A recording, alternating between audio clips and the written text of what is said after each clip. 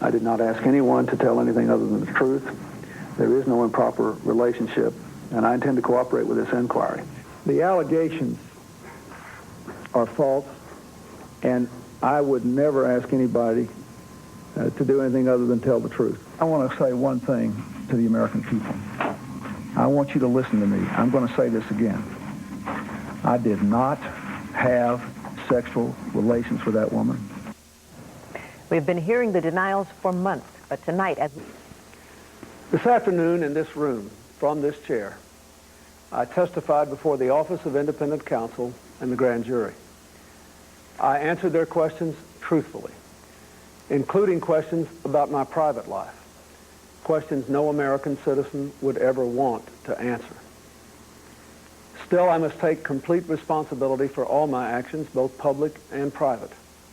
And that is why I'm speaking to you tonight. As you know, in a deposition in January, I was asked questions about my relationship with Monica Lewinsky. While my answers were legally accurate, I did not volunteer information. Indeed, I did have a relationship with Miss Lewinsky that was not appropriate. In fact, it was wrong. It constituted a critical lapse in judgment and a personal failure on my part for which I am solely and completely responsible. But I told the grand jury today, and I say to you now, that at no time did I ask anyone to lie, to hide or destroy evidence, or to take any other unlawful action. I know that my public comments and my silence about this matter gave a false impression. I misled people, including even my wife. I deeply regret that. I can only tell you I was motivated by many factors. First, by a desire to protect myself from the embarrassment of my own conduct. I was also very concerned about protecting my family. The fact that these questions were being asked in a politically inspired lawsuit, which has since been dismissed, was a consideration too.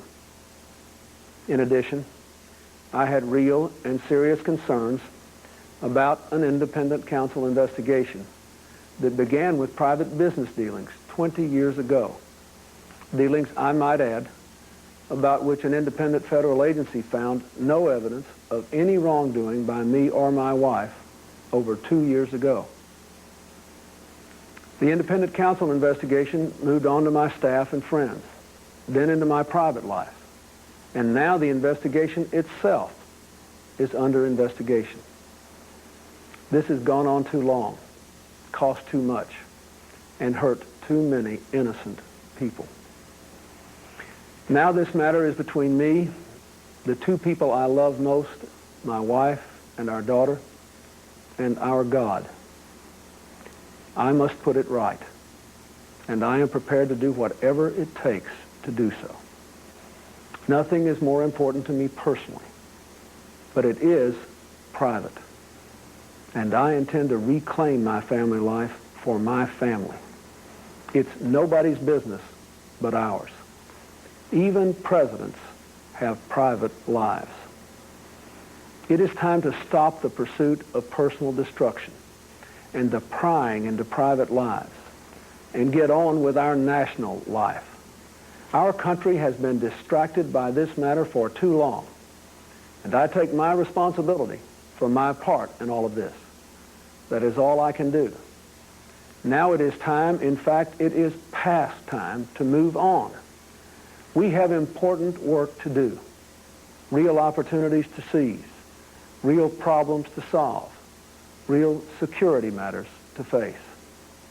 And so tonight, I ask you to turn away from the spectacle of the past 7 months, to repair the fabric of our national discourse, and to return our attention to all the challenges and all the promise of the next American century. Thank you for watching, and good night. Well, the immediate real question here, just how did this play? A CBS News New York Times poll taken moments after the address tonight shows Americans appear to accept his story. 59% of the people asked in the telephone poll said they were satisfied. 40% said no, they were not. When asked what should happen now, 18% say Mr. Clinton should resign. 12% think he should be impeached. but 63% say it's time to drop this matter entirely.